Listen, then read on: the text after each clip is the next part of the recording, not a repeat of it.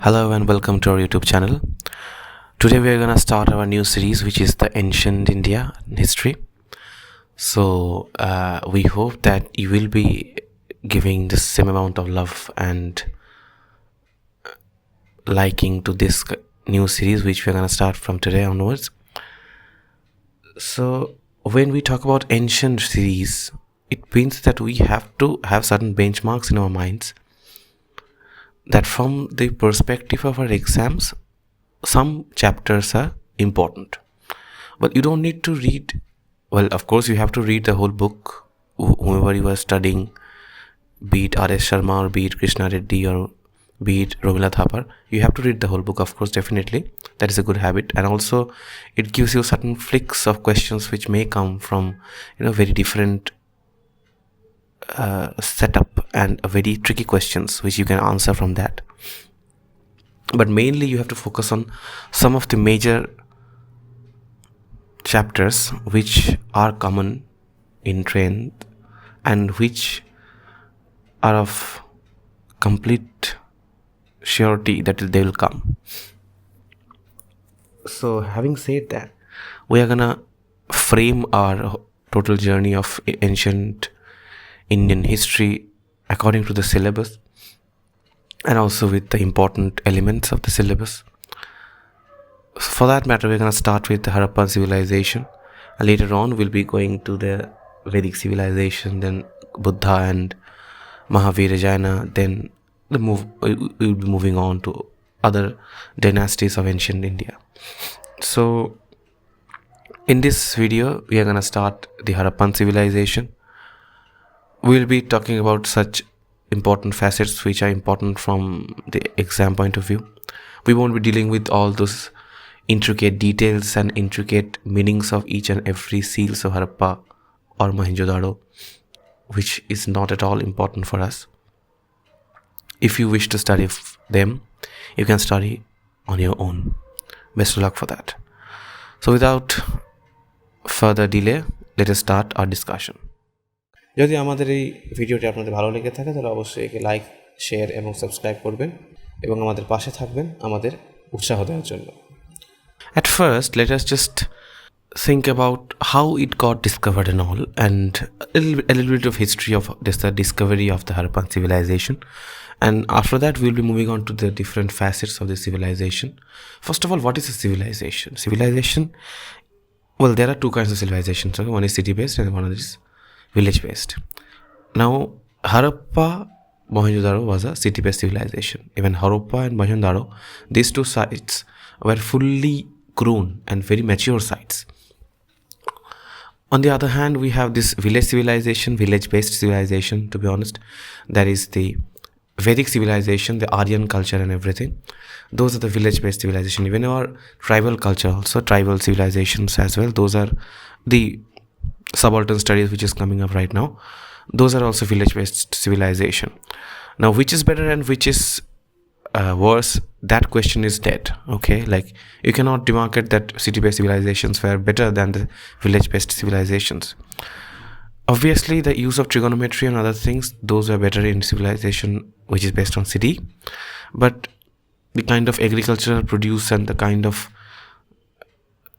the life related to nature and everything that were very much intricate in this village-based civilizations. So that question, that city-based civilization means the greater civilization, that is over. But instead of that, Harappan civilization is one of the most developed and one of the most discussed civilization of the whole world after 1853, because in 1853 A. Cunningham, one Britisher, of course British historian, he recognized first the Harappan seal, and that gave a new window to the historians and the sociologists and everyone in the world to look for the India's past. Because before that there were a history which was made by the Britishers that India was nothing. It was a land of, in two very derogatory Bengali word, Kalajor and Bagh. It means the fever and the tiger. They don't know anything. They do all this black magic and voodoo. They didn't have any kind of civilization.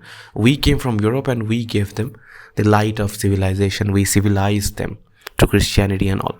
But when this Harappan civilization got discovered, that time it was a first bolt on that idea itself that India is newer. Indian civilization dated back a long way, which is around 5000 BC or somewhere like that. So that gave a very firm attack on the European context of historicizing everything. So after that, our Indian historian Dayram Sahani and R.D. Banerjee, they both discovered two sites. Dayram Sahani, he discovered Harappa, and R.D. Banerjee, he discovered Mohenjo-daro, that is in Sindh. And unfortunately, both the sites are now in Pakistan. If our India were together till now, we would have claimed that it is in our country till now. But we will be seeing that so many of the sites, so many of the mature sites, those are in Pakistan. Why is that? UPSC may ask a question like that. Why most of the mature sites in Harappan civilization are in Pakistan? The answer will be like this, that first of all, the Sindh, the river of Sindh is mostly flowed or being flowed through the Pakistan. Though nowadays this issue of Sindh in Kashmir and all, this is happening between Pakistan and India, but that time it was not like that. So the major water flowing was there. That is why any kind of civilization in ancient times, when they flourished by the river bank. And that is the main reason why most of the mature sites are in Pakistan. And that time, second reason you can give, that time Pakistan's region, which nowadays this region of Thar and everything, which has been transformed into desert, that time those were full of greeneries and all. Those were not desert, those were greenland, those were forests and everything. So that time, that supplied the produce of agricultural products to the Harappan civilization. Those are the main two reasons why the Harappan civilization mature sites are in Pakistan mostly. But in India also there are very important sites like Lothal, like Kalibangan and everything, which are in Gujarat and Rajasthan, and it's somewhere in the northwestern frontier of India. So that was the you can say the history of the discovery of Harappan civilization and the kind of setting of the Harappan civilization which we are going to look forward. But after saying that, we have to look the demarcation of Harappan civilization as for now, which has been discovered. That is, in northern side it was Shivalik the north to Arabian Sea. Arabian Sea doesn't mean the Kerala. Arabian Sea means Gujarat. In south, it was from Makram coast of Balu to west, it was Meerut. So in Uttar Pradesh's Meerut, that was the demarcation of Harappan civilization. Such a grand and vast civilization it was. Well, of course, Harappa and Mohenjo-daro, these were the city sites. They had these brick built structures. That is why we are calling them that those are the mature sites. But maybe there were some other mature sites in the inner territories of India which has been lost. Who knows? So that is the demarcation of the civilization. That is how the civilization functioned that time. So this is kind of demarcation. Now we will be moving towards the other facets of the civilization. So let us move on.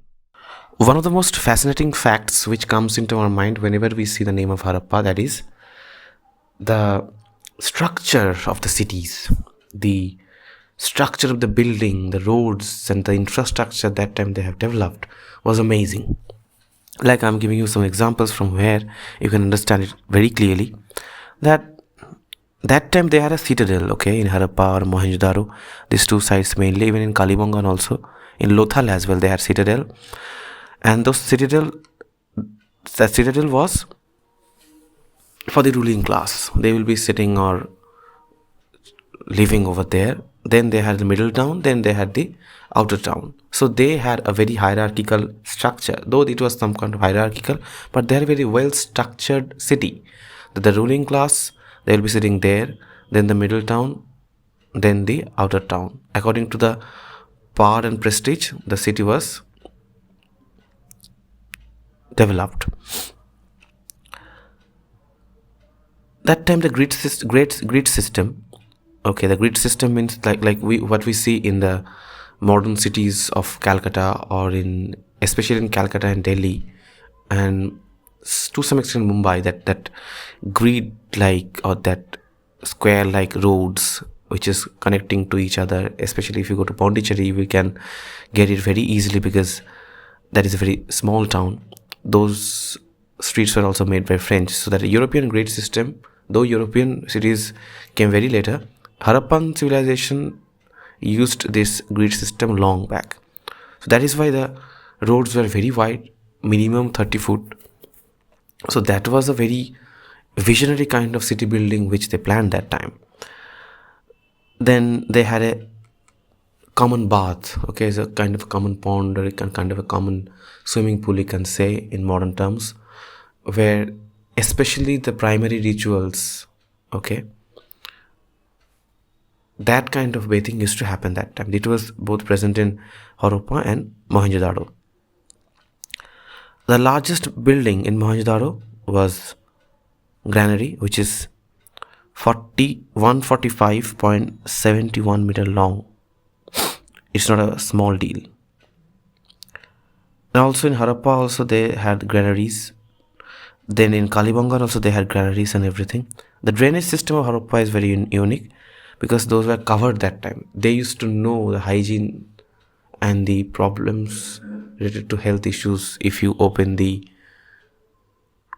drainage system. So they used to cover the drainage system, and sometimes you used to see the well as well. Like they knew how to reserve the water of be it pond, be it river, or be it of rain. Health and cleanliness was the best in Harappa. It was the best site which you can give you, which as the example of the health and cleanliness matter.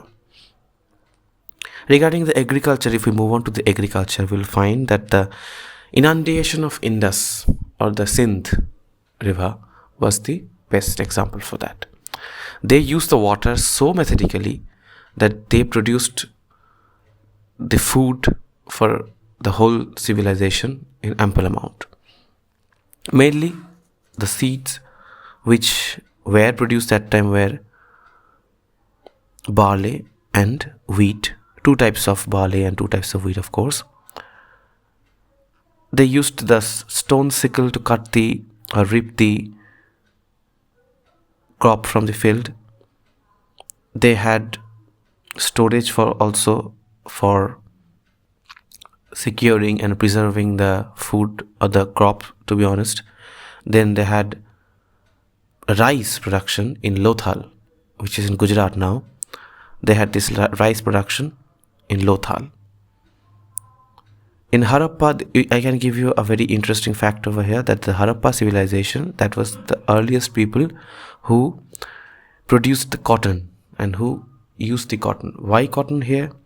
So from here, UPSC and BCS, they can ask questions like why cotton producing, and why didn't we find the kind of clothing which the European civilization did from the skins of animals over here, because Harappan civilization produced cotton a long way back. So they knew how to produce thread, and they knew how to produce, this cloth made of threads and cottons. So that is why in Harappan civilization, the absence of skin made clothes is visible. Now, what about the animals? Okay, what about the animals and the husbandries and everything? Which was prevalent in Harappa? Especially the bull was very much prevalent in Harappa. That was the favorite of Harappa, you can say. Even dogs and cats, the evidences of dogs and cats were also present in Harappa. Elephants were known to them. In Gujarat you can see. So there are some seals where you can find the pictures of elephant there. So they have domesticated elephant also. They have domesticated bulls and cows as well.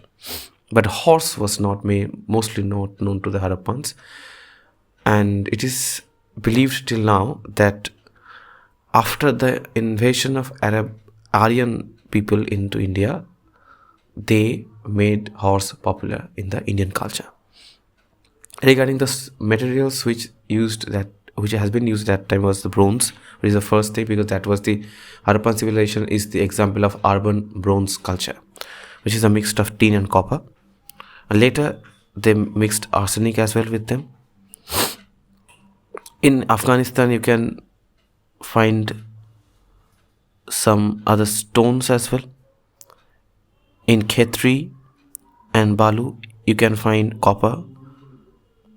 In Hazaribagh, in Bastar, they have found tin and copper as well.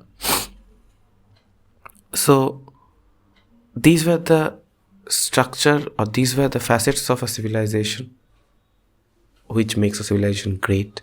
Like they used metals at very early age of the civilization. They knew how to domesticate the animal, to use them in proper way in sowing fields and everywhere, in other carts and everything. They knew how to build a good city. They knew how to build a proper hygienic city.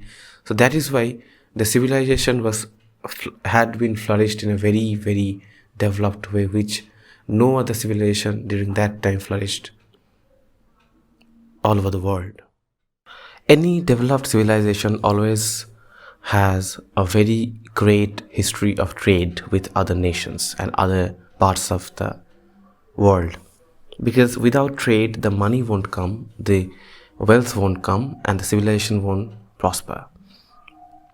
There is no exception in the case of Harappan and Mohenjodaro civilization, because the trade during this time was very rich according to that time period. Mainly the stone, metal, those were the trade materials. Okay, barter system was there. There was no coin system or any kind of money system which was used in trade. The barter system was there,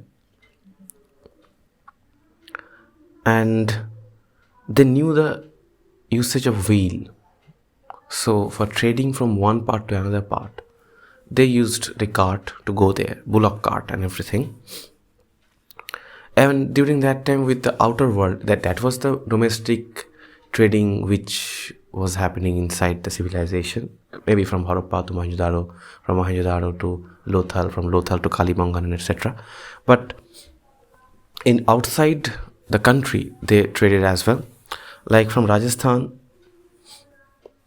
they traded to Iran and Afghanistan. Seals were found in Mesopotamia as well. In Mesopotamia, Samelulha, the seals were found. Even they had a business colony in Afghanistan as well. So Harappan civilization was so great that they made a business colony in one of the neighboring nations that time. When with Bahrain also, they traded really well. Now let us come to the polity section. We are facing our end very soon, because there are 3-4 major points which we're going to discuss right now. After that, we'll come to an end. So about the polity, the citadels, as I told you, the ruling class used to live within the citadel. That was the main, you can say, the center of the whole polity of Harappa. Then came the middle town. This was the powerhouse of the bureaucrats. The bureaucrats used to sit there. Then there was the other town, or the outer town, where the common people, they stayed. Tax was taken that time as a form of grain. Then there were fortification that was found also in Dholavira. In Harappa and Mohenjo-daro, there were no fortification, but in Dholavira, there were fortification. But there were no temple structure, though there were some evidences of worshipping, and we'll come to that. That is our next point. What are the deities and god and goddesses they used to worship? But there were no temple structure till now which is found in Harappa. Now regarding the god and the goddesses, or the deities, to be honest, because the concept of god is Western, we have deities even till now also. Just because the Christian aggression happened here, that is why we have also selected Rama or Krishna or Kali or Durga as the god or goddesses, but actually they are not god or goddesses; they are deities. So that is a different context, and that is a different discourse. If we ever get that chance, we'll be discussing that. So anyway, so the goddess of the earth was the main deity of Harappan civilization. That is this plant plus embryo. Sorry. Even in 6th century AD, in the later Harappan period, Durga, Amba, etc., this tantric tradition was also found in Harappan civilization, which later transformed into Hinduism. This phallus worshipping, phallus means the shivling, which is used, worshipped across the nation nowadays as the phallus symbol. That was found in Harappan civilization. Even the Pashupatinath, the god of Pashupatinath had been found there. Like in one side there is a tiger, one side there is a bull, and the Pashupatinath is sitting in between, and he has horn over his head. That has been found over there as well. Even rhinoceros and bull, they were also been worshipped that time. Bull worshipping was very much prevalent in Harappa.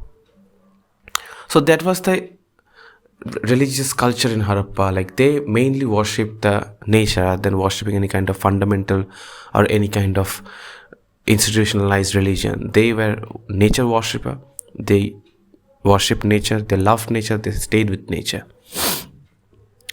Regarding the script, which is still more than 90% undiscovered, that was the Proto-Dravidians. That is, the script is Proto-Dravidian.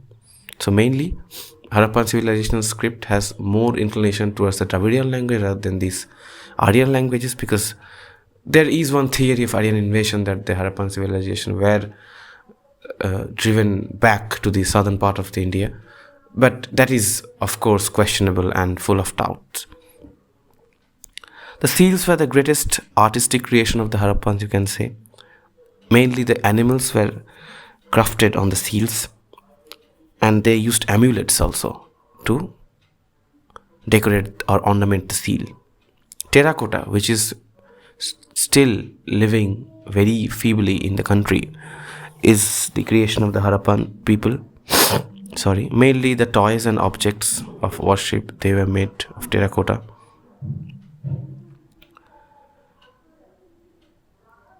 Then regarding the stone, also in the Dholavira, that is, they produce the stone sculptures and everything. From Dholavira, they produce stone, the people made of stone and everything, the artisans from there.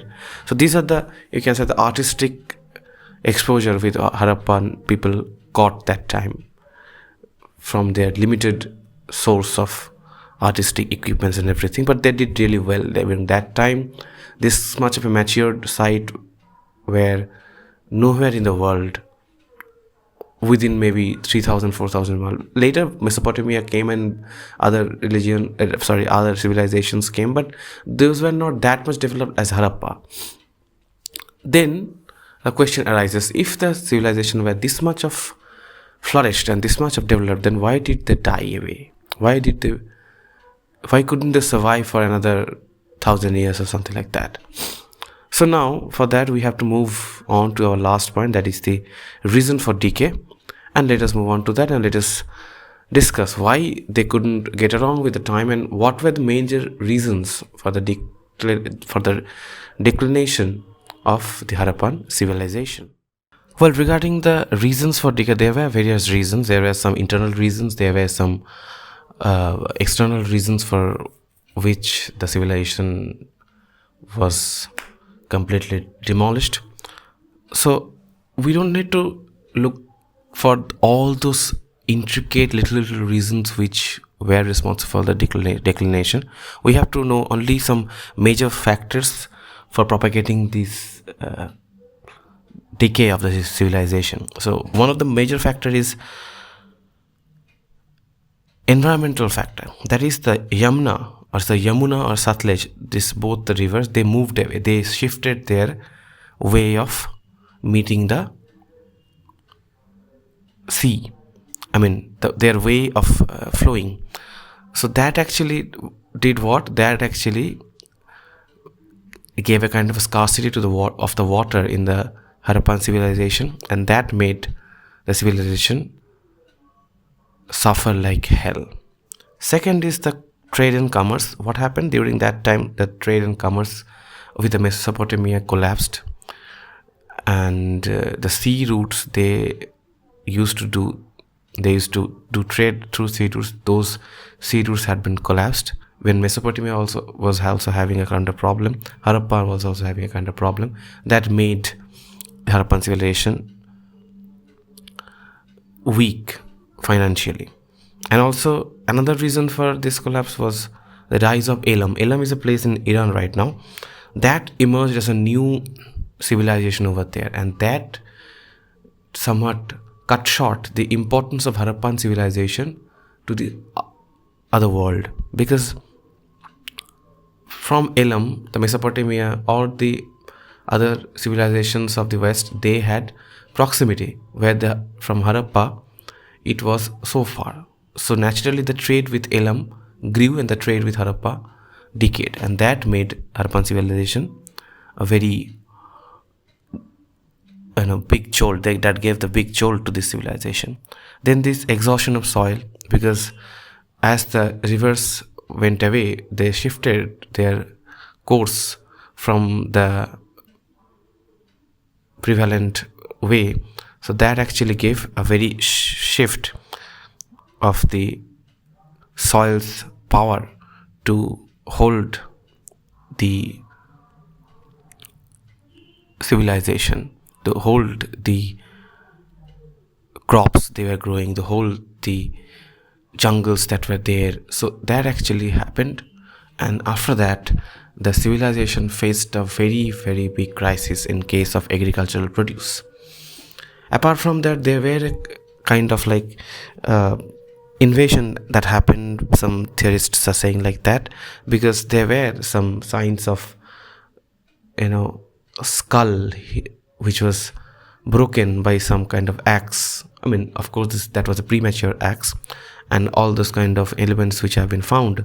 And also there was a problem of this hygiene during the last days of Harappan civilization. There were some kind of epidemic or pandemic, you can say, during that time, that made a civilization that actually faster the pace of the decaying of the civilization. So those were the major reasons, you can say, for the decaying of the civilization. Apart from that, we are giving you some kind of very short information, like this mature Harappan site. There were 1022 mature Harappan site out of 2,800. From that, 406 are in Pakistan and 616 are in India. Regarding also post-Harappan, there were some kind of civilization which was coming, the Chalcolithic civilization, stone and copper age, which was coming out. But the thing is that the kind of flourish and the nourishment which Harappan civilization absorbed from its people, it was not that much prevalent. And that was our syllabus from the perspective of examination, which we have to cover in Harappan civilization. If you have any doubt regarding this, you can ask us. You can always free to comment on our videos. You can send us suggestions through our email address. And from here, some kind of questions may come, like see, first of all, from here you might get some kind of prelims questions, but main questions are not that much of important from this portion. But even if you get, those will be like, define some traits of Harappan civilization which we are still following in case of worshipping or artistic culture and everything. So terracotta and this bull worshipping and the goddesses of Harappa, you can say. Some traits of cultural values which we are still following. So these are the things which you can find very much similar to our modern day civilization with Harappa. That can be a tricky question. Apart from that, see, first of all, UPSC won't ask you the reasons for decaying the civilization. If they ask, then you are the luckiest person in the world, because they have asked such a very simple question. So of course, prepare for every kind of questions which you might get asked in the examination. And I hope that you have liked this video and you enjoyed this video. If you have liked, please like, share and subscribe. If you haven't liked, please comment which portion didn't you like, or which portion we have to do better. So this is our new series which we have started from today. We'll be coming up with our next video in the next day. Till then, stay safe, stay healthy, stay happy. Thank you very much for joining us. Thank you.